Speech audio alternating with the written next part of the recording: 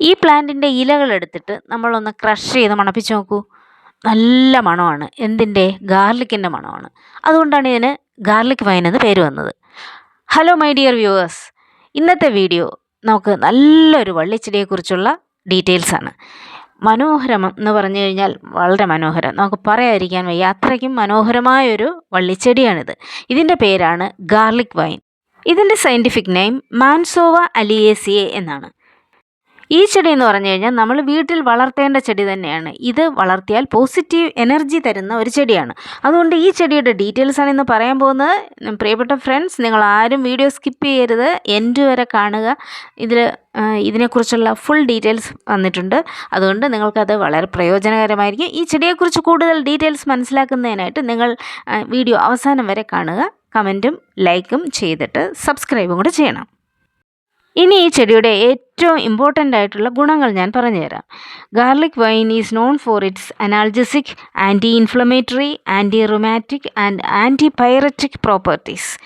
അതായത് ഇത് എല്ലാത്തരം അസുഖങ്ങൾക്കും നമുക്ക് യൂസ് ചെയ്യാമെന്നുള്ള ഒരു പ്ലാന്റാണ്. എന്തെങ്കിലും ഇൻഫ്ലമേഷൻസ്, റുമാറ്റിക് പ്രോബ്ലംസിന് ക്യൂർ ചെയ്യാനായിട്ട് ഇതിൻ്റെ ഇലകൾ ഉപയോഗിക്കാം. കറികളിലും നമുക്കിത് ഉപയോഗിക്കാനായിട്ട് വളരെ നല്ലതാണ്.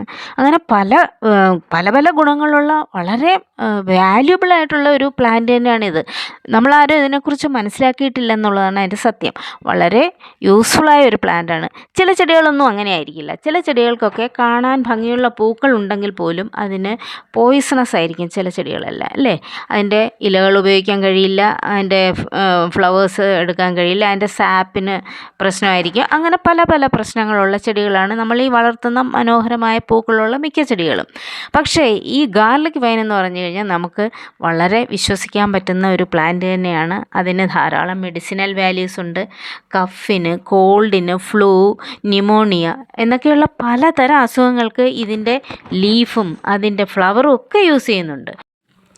ഈ പ്ലാന്റ് വരുന്ന ജീനസ് മാൻസോവ, അതിൻ്റെ സ്പീഷീസാണ് അലിയേസിയ. ജനറിക് നെയിം മാൻസോവ, സ്പീഷീസ് നെയിം അലിയേസിയ. അങ്ങനെയാണ് സയൻറ്റിഫിക് നെയിമിൽ മാൻസോവ അലിയേസിയ എന്ന് വന്നിരിക്കുന്നത്. ഇനി നമുക്ക് ഈ ചെടി നടുന്നതുകൊണ്ട് മറ്റൊരു പ്രധാനപ്പെട്ടൊരു ഗുണമെന്ന് പറഞ്ഞു കഴിഞ്ഞാൽ പെസ്റ്റുകളെയൊക്കെ ഈ ചെടികൾ അകറ്റി നിർത്തും. ഈ ചെടിയെ പെസ്റ്റുകളൊന്നും ആക്രമിക്കില്ല. കാരണം അതിനൊരു സ്പൈസിൻ്റെ മണമാണ്. ഈ ചെടിക്ക് ഗാർലിക്കിൻ്റെ മണം ഉള്ളതുകൊണ്ട് മറ്റുള്ള പെസ്റ്റ്സ് ഒന്നും ഇതിനെ ആക്രമിക്കില്ല. അതുകൊണ്ട് നമുക്കിത് നല്ലൊരു പ്രൊട്ടക്റ്റീവായിട്ടുള്ളൊരു പ്ലാന്റ് ആക്കിയിട്ട് നമുക്ക് വയ്ക്കാൻ പറ്റും. മറ്റുള്ള ചെടികളെ ഒന്നും ആക്രമിക്കാതിരിക്കാനായിട്ട് ഇതിനെ നമുക്ക് വളർത്തിയാൽ ഇത് പെസ്റ്റുകളെല്ലാം അകറ്റിക്കോളും. അതുകൊണ്ട് മറ്റുള്ള ചെടികൾക്കൊക്കെ സേഫായിട്ട് വളരാനും പറ്റും. ഇങ്ങനെ ഇത് നമ്മൾ മിക്സ് ചെയ്ത് വളർത്തുകയാണെന്നുണ്ടെങ്കിൽ വെജിറ്റബിളൊക്കെ നല്ല രീതിക്ക് നമുക്ക് കൃഷി ചെയ്തെടുക്കാനും സാധിക്കും. അതിനെല്ലാം പുറമെ ആ ചെടിയുടെ പൂക്കളുടെ ഒരു ഭംഗി നിങ്ങൾ നോക്കൂ. ഇനി ഇതൊന്നും ഇതും ഇല്ലെങ്കിൽ പോലും ഈ ചെടിയെ നമ്മൾ അറിയാതെ വളർത്തിപ്പോകും. കാരണം അത്രയ്ക്കും ഭംഗിയുള്ള പൂക്കുലകളാണ് അതിനുള്ളത്. ട്യൂബുലാർ ഫ്ലവേഴ്സാണ്, ഉണ്ടല്ലേ? നല്ല ഭംഗിയുള്ള ഫ്ലവറാണ്. പക്ഷേ ഈ പൂക്കൾക്ക് മറ്റൊരു പ്രത്യേകതയും കൂടെ ഉണ്ട്. അതായത് വിരിയുമ്പോൾ നല്ലൊരു ഡാർക്ക് പർപ്പിളായിട്ട് തന്നെ വരും. അടുത്ത ദിവസങ്ങളിൽ ഇത് ലൈറ്റ് പേർപ്പിളാവും, അല്ലെങ്കിൽ ലൈറ്റ് ലാവൻഡർ പോലെ ആവും. പിന്നീട് ലാസ്റ്റിലാവുമ്പോൾ വൈറ്റ് കളറാവും. അങ്ങനെ ഒരു 4-5 ദിവസത്തിനുള്ളിൽ ഈ പ്ലാന്റിലെ പൂവ് മൊത്തം കൊഴിഞ്ഞു വീഴുകയും ചെയ്യും. അപ്പോൾ അതിന് ഒരു പ്രത്യേകത എന്ന് പറഞ്ഞാൽ പൂക്കുലകൾക്ക് 3 കളറുകൾ കാണും.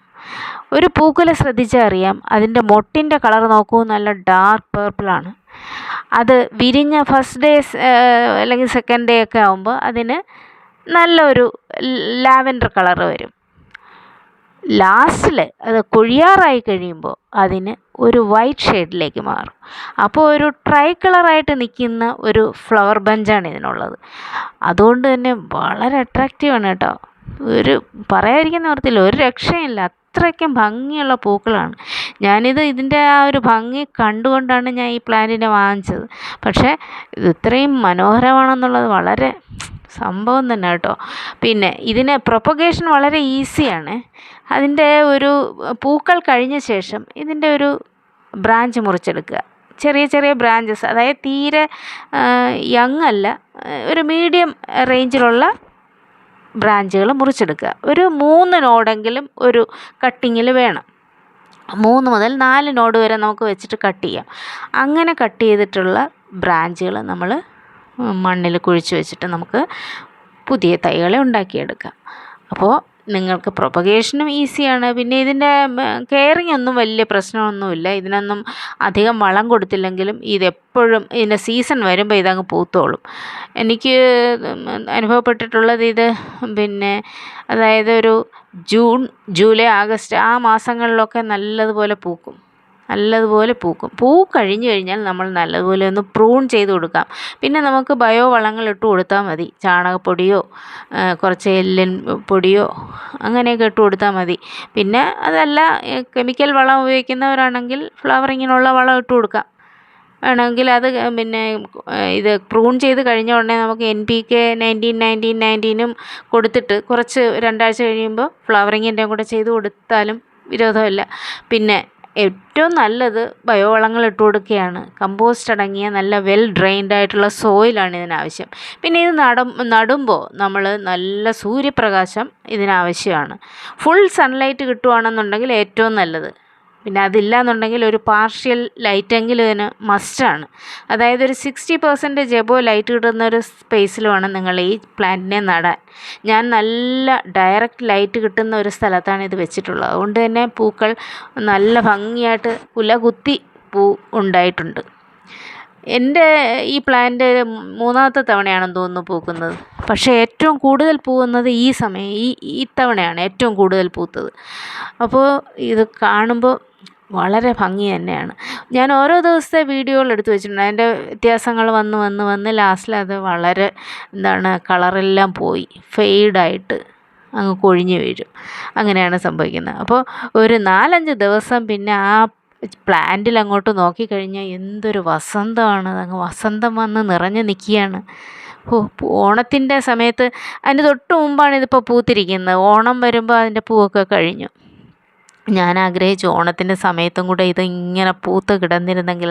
പക്ഷേ എന്തോ അതിന് തൊട്ട് മുമ്പ് അത് പൂക്കുകയും ചെയ്തു. അതിൻ്റെ ഫ്ലവർ കംപ്ലീറ്റ് പോവുകയും ചെയ്തു. ഇപ്പോൾ ഇന്നലെയാണ് അതിൻ്റെ ഫ്ലവർ കംപ്ലീറ്റ് പോയി കഴിഞ്ഞത്. എന്തായിരുന്നാലും വളരെ ബ്യൂട്ടിഫുള്ളാണ്. അതുകൊണ്ട് എൻ്റെ വ്യൂവേഴ്സിനോട് ഞാൻ റെക്കമെൻഡ് ചെയ്യുന്നു, നിങ്ങൾക്ക് നിങ്ങളുടെ വീട്ടിൽ സ്ഥലമുണ്ടെങ്കിൽ നിങ്ങൾ മസ്റ്റായിട്ടും ഈ ചെടി വാങ്ങിച്ച് വളർത്തി നിങ്ങൾ നല്ലൊരു പന്തലൊക്കെ ഇട്ട് പടർത്തിയൊക്കെ നിർത്തി കഴിഞ്ഞാൽ സൂപ്പറാണ് കേട്ടോ. നിങ്ങളുടെ വീട്ടിലേക്ക് നല്ലൊരു കാഴ്ച തന്നെയായിരിക്കും ഇത്. എനിക്ക് ഇതൊരു സ്ഥലമില്ല, ഞാൻ ടെറസിൻ്റെ മുകളിലാണ് ഇത് നട്ടിരിക്കുന്നത്. നിങ്ങൾക്ക് അല്പമെങ്കിലും ഇൻട്രസ്റ്റ് ഉണ്ടെങ്കിൽ നിങ്ങൾക്കിത് വാങ്ങിച്ച് നടാം. ഗാർഡനിങ് ഇഷ്ടമുള്ളവർക്ക് വളരെ നല്ലൊരു പ്ലാന്റാണ് കേട്ടോ. പിന്നെ ഇതിന് നല്ല സൂര്യപ്രകാശമുള്ള സ്ഥലം തന്നെ നിങ്ങൾ തിരഞ്ഞെടുക്കണം. പിന്നെ നല്ല വെൽ ഡ്രെയിൻഡ് ആയിട്ടുള്ള സോയിൽ വേണം. കെയറിങ് ഒന്നും വലിയ പ്രശ്നമില്ല. ബയോ വളങ്ങൾ ഇട്ട് കൊടുത്താൽ മതി കേട്ടോ. അപ്പോൾ അങ്ങനെ നിങ്ങൾ നോക്കുകയാണെന്നുണ്ടെങ്കിൽ നിങ്ങൾക്ക് നല്ലൊരു ചെടിയാണ് ഈ ഗാർലിക് വൈൻ. അപ്പോൾ പുതിയൊരു വീഡിയോ ആയിട്ട് നമുക്ക് ഇനിയും കാണാം. Till then tata bye bye and see U.